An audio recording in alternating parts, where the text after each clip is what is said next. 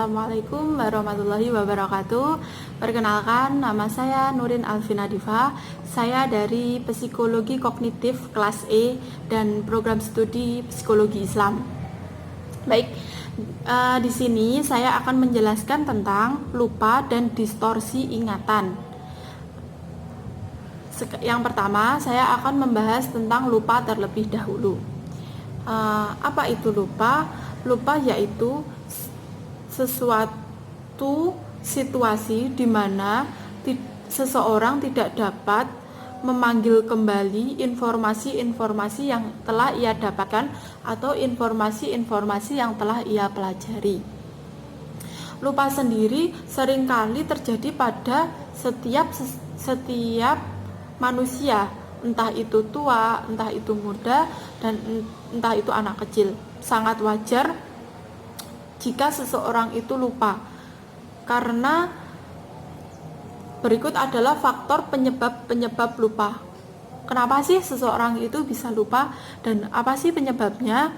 Baik, yang pertama, karena tidak pernah digunakan lagi.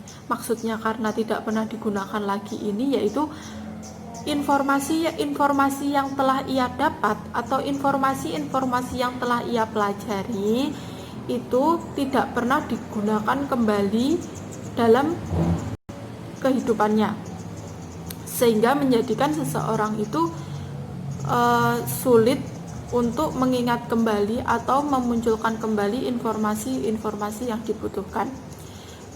Yang kedua, mengalami perubahan sistematis. Dan yang ketiga, mempelajari hal baru, karena seseorang tersebut sudah banyak mempelajari hal-hal yang baru, sehingga menyebabkan seseorang itu sangat sulit atau tidak bisa memunculkan kembali ingatan yang telah ia dapatkan sebelumnya. Dan yang keempat, yang terakhir, yaitu benar-benar melupakannya. Jadi seseorang itu memang benar-benar ingin melupakan pengalaman-pengalaman, memori-memori atau informasi-informasi yang telah ia dapatkan pada sebelumnya, karena mungkin informasi-informasi atau pengalaman-pengalaman yang ia dapatkan kurang menyenangkan.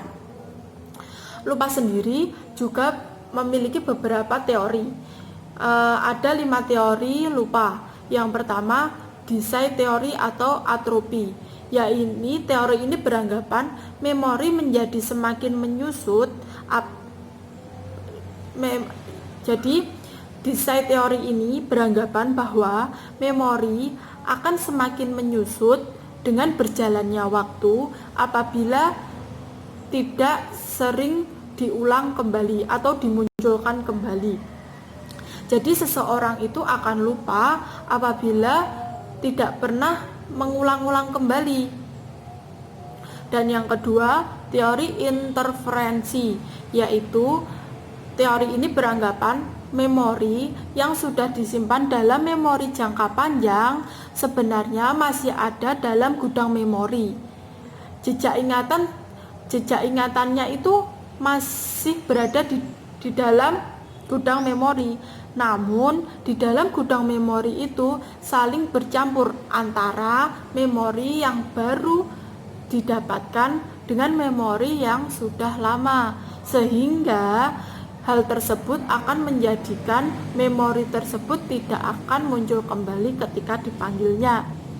Dan yang keempat, teori retrieval failure, yaitu sebenarnya teori ini masih berkaitan dengan teori yang kedua. Namun teori ini beranggapan bukan karena terjadi percampuran di dalam gudang memori tersebut, karena menurut teori ini, karena tidak adanya kata kunci setiap penerimaan informasi atau setiap penyimpanan informasi, sehingga sangat sulit untuk dikeluarkan atau tidak bisa dikeluarkan karena tidak ada kata kuncinya.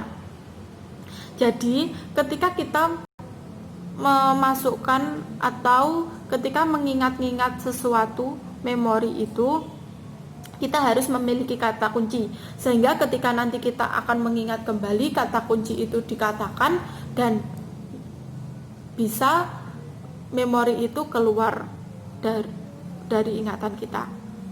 Yang keempat, teori motivated forgetting, yaitu memori ini beranggapan memori yang susah dilupakan karena hal-hal yang tidak menyenangkan.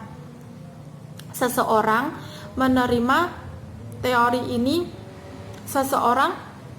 dalam teori ini seseorang menerima atau memiliki pengalaman-pengalaman yang mungkin tidak menyenangkan sehingga dia ingin melupakannya dan memang benar-benar ingin melupakannya, tidak mau mengingat kembali sehingga namun ingatan ini sangat sulit untuk dilupakan. Yang kelima, lupa karena sebab-sebab fisiologis. Seseorang ingatan tersebut sangat berpengaruh dengan berbagai perubahan fisik otak. Jadi di dalam otak itu kita memiliki penyimpanan informasi dan informasi itu sangat berpengaruh. Fisik otak tersebut disebut dengan engram. Apabila kita memiliki gangguan pada engram tersebut, seseorang tersebut akan mengalami amnesia. Dan amnesia tersebut dibagi menjadi dua, yaitu amnesia retrograd dan amnesia anterograd. Yang pertama, amnesia retrograd itu yaitu amnesia ketika seseorang mengalami amnesia dan tidak bisa mengingat kembali memori-memori yang sudah lama ia peroleh atau memori-memori yang sudah lama ia simpan. Dan yang kedua, amnesia anterograd, yaitu ketika seseorang mengalami amnesia dan tidak dapat mengingat memori-memori yang baru saja ia dapat atau yang dekat-dekat ini ia peroleh pengalaman-pengalaman dan dia tidak bisa mengingatnya. Yang selanjutnya kita akan membahas tentang distorsi ingatan. Apa itu distorsi ingatan? Distorsi ingatan yaitu pengurangan jumlah ingatan yang terjadi pada diri manusia. Distorsi ingatan ini berasal dari sumber internal dan sumber eksternal. Yang pertama, kita bahas dulu tentang sumber internal. Sumber internalnya ini dipengaruhi karena pengalaman hidupnya.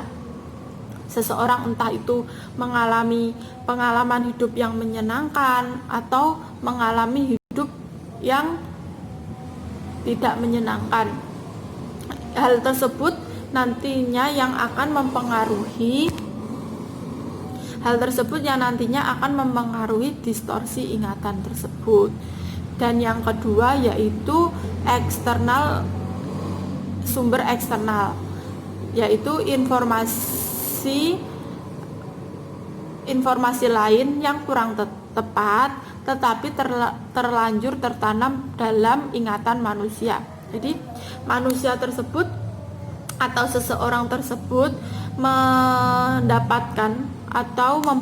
mendapatkan informasi yang kurang tepat, namun sudah ditanamkan dalam atau sudah disimpan dalam ingatan manusia, sehingga hal tersebut akan mempengaruhi distorsi ingatan. Baik, itu tadi penjelasan tentang lupa dan distorsi ingatan.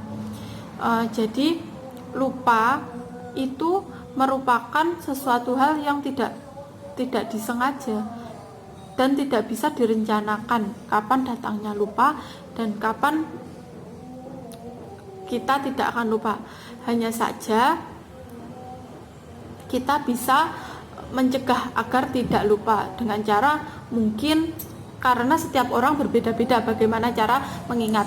Mungkin dengan kita mengulang-ulang kembali informasi yang telah kita dapatkan, atau kita mempelajari setiap hal-hal yang meskipun kita belajar tentang hal yang baru, namun kita tetap mempelajari hal-hal yang lama agar informasi-informasi yang kita dapatkan tidak terlupakan. Baik, sekian dari saya, kurang lebihnya saya mohon maaf. Terima kasih sudah menonton video ini, dan wassalamualaikum warahmatullahi wabarakatuh.